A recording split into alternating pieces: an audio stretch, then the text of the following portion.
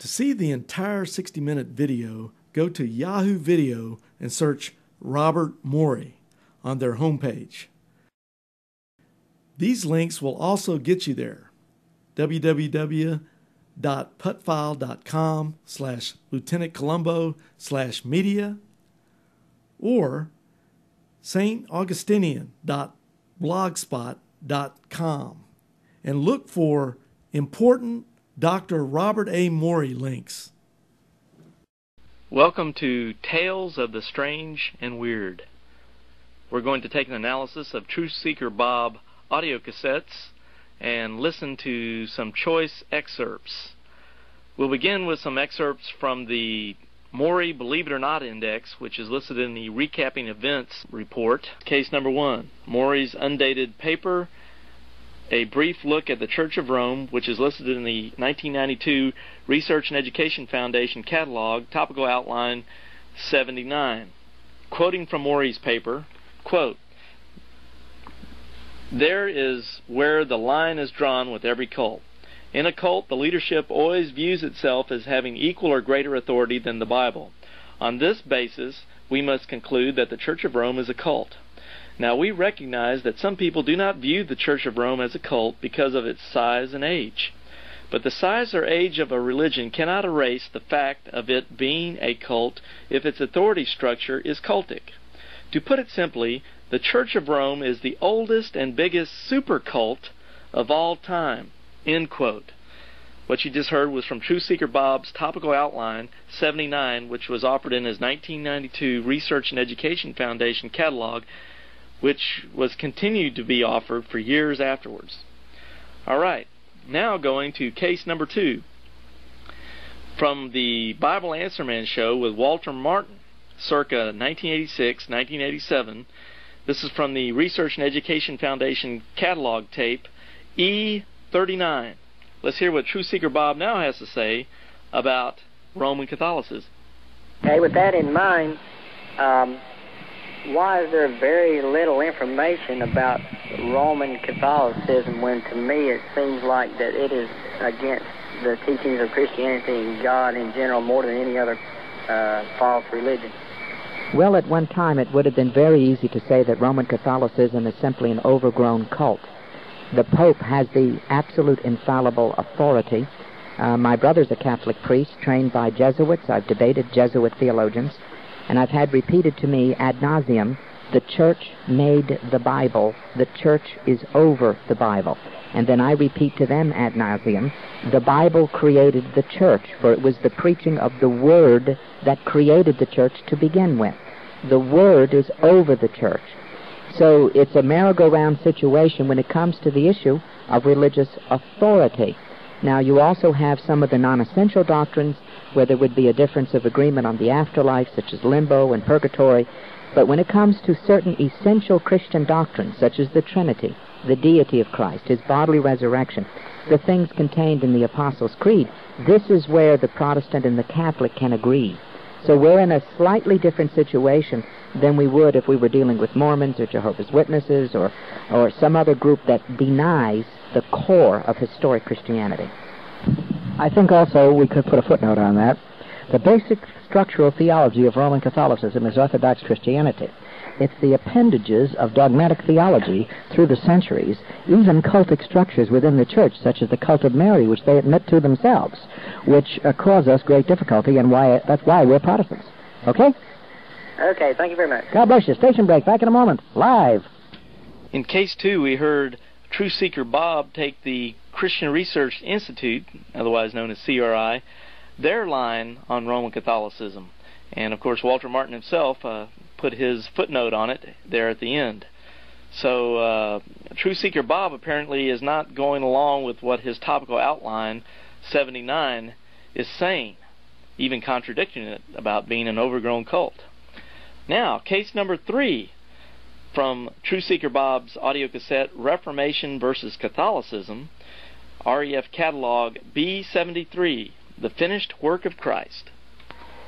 The key issue as a Christian when I'm dealing with any cult, and Roman Catholicism is simply an overgrown cult that has 500 million people in it, and it's so overgrown you're sort of taken back, but that's all it is an overgrown cult. The central issue in any cult is the issue of religious authority. What is a cult? A cult is a religious organization who was founded and is maintained by some kind of religious authority that views itself as either being equal to the Bible or greater than the Bible. The previous message was given by Truth Seeker Bob on November the 1st, 1987, apparently after he had done the radio interview with Walter Martin on the previous excerpt that we listened to. Now, we go to case number 4 from Truth Seeker Bob's 1991 Hope Chapel seminar, the question and answer session listed in the Research and Education Foundation catalog, tape number G83. A few quick questions here. Some people consider Catholicism to be a cult. How would you view that?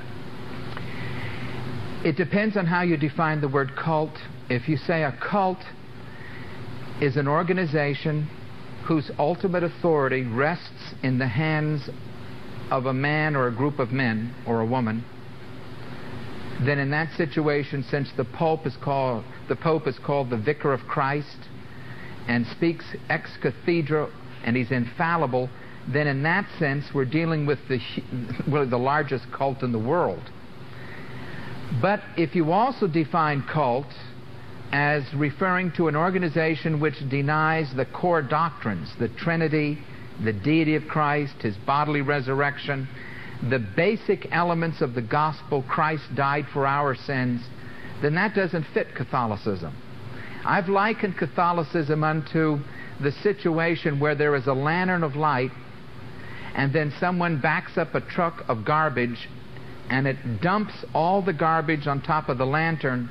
Now, as you look here and there, do you get a glimmer of light that sometimes pierces the garbage? Yes. Is the gospel there if you got through the garbage and got down to it? Yes.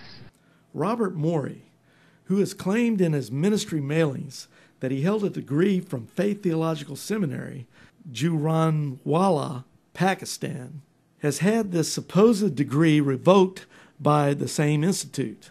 The certificate of cancellation is seen here, and the school can be contacted for more information.